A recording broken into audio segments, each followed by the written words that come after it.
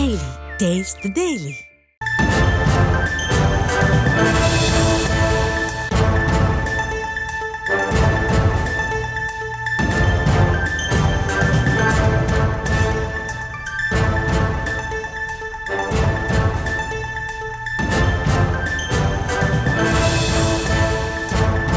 ஈசியா சம்பவம் தொடர்பாக காவல்துறை விளக்கம் ஒன்றை அளித்திருக்கிறது. அது குறித்தான அண்மை தகவலை பார்த்துக் கொண்டிருக்கிறோம். விவரங்களை செய்தியாளர் சுமன் வழங்கலாம், கேட்கலாம். சுமன், காவல்துறை தரப்புல என்னென்ன விளக்கங்கள் இந்த வழக்கில் கொடுக்கப்பட்டிருக்கு?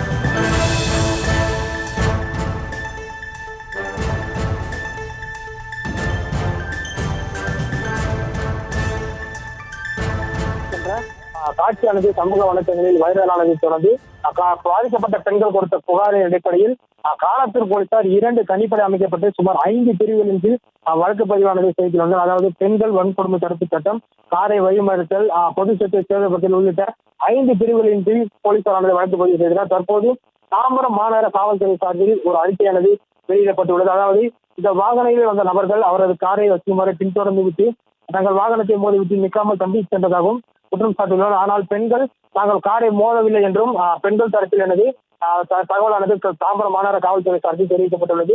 தொடர்ந்து இந்த பகுதியில் உள்ள சிசிடிவி காட்சிகளை ஆய்வு செய்தால் மட்டுமே பெண்கள் காரானது ஆண் கார் மீது மோதியது என்று தெரியவரும் என்று தாம்பரம் மாநகர காவல்துறை சார்பில் தெரிவிக்கப்பட்டுள்ளது.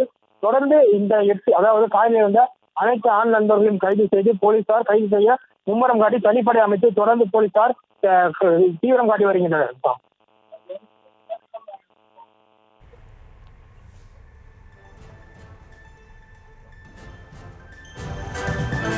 விவரங்களுக்கு நன்றி சுமன்.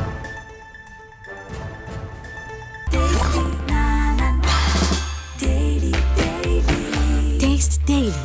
Taste the Daily.